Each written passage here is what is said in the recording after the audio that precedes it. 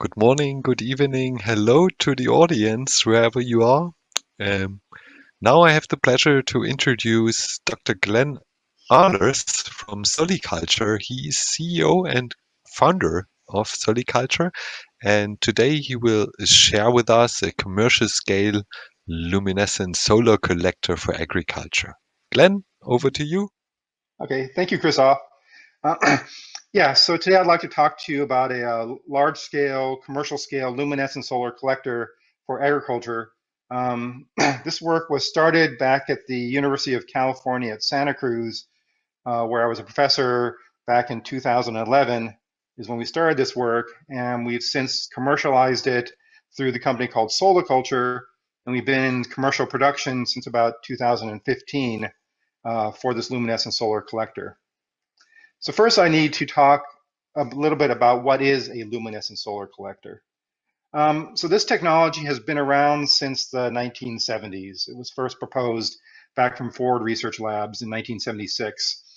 And the basic idea is that one has a waveguide, either plastic or glass or any high refractive index material. And within this waveguide, you have an embedded luminescent material. It could be either a quantum dot or a small molecule organic. And when direct sunlight comes down into this waveguide, it excites the luminescent materials. So in this case, green light gets absorbed by the luminescent dye. It then re-emits red light, in this case, down conversion. And when it re-emits the light, that light is re-emitted isotropically, unlike the direct sunlight.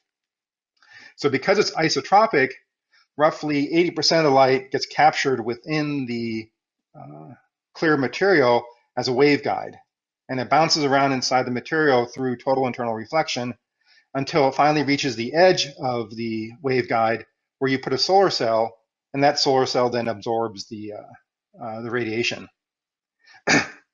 And now about 20% of the light will still escape. That's the light that's emitted within the escape cone, but 80% of the light gets captured within the glass and collected by the solar cell. And like I said, this technology has been around since the 1970s. It's the subject of extensive research, numerous papers. Typically, people see an efficiency of about 2 to 3% on devices that are about 10 to 30 centimeters in size. And no one's, up until us, has been able to commercialize this. So we chose to focus on the greenhouse market because we first thought about buildings, but most people don't want to live in red buildings. However, plants really like living in red greenhouses. The reason for this is because plants do not like green light. That's the reason they're green. They want to reflect green light away. And there's a lot of literature out there showing that green light just causes excessive stress, excessive heat to the plants. So they try to reflect away as much green light. In contrast, red light and blue light are very necessary for photosynthesis, in particular chlorophyll absorption.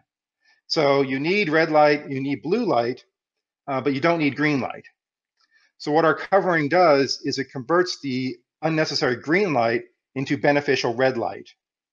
So we enhance the red light on the crop by about 20%, the light that comes through the panels. And then a lot of the light is captured within the waveguide. It bounces around the waveguide, and then it's eventually collected by embedded solar cells that are within the module. So that way we can convert this emitted red light both to benefit the crop as well as to generate power. And thus we can get a win-win situation. So the first thing we needed to do was to identify the correct dye for this greenhouse application. And so again, photosynthesis works in the red and the blue, but not in the green. So we want a dye that absorbs the green light because this is not used by plants. So we want absorption at around 500 nanometers. And we want emission at about 650 nanometers, which is where photosynthetic efficiency peaks. So photosynthetic efficiency at 650 nanometers is about 2x higher than that in the green portion of the spectrum. And so to do so, we chose an organic dye, not a quantum dot.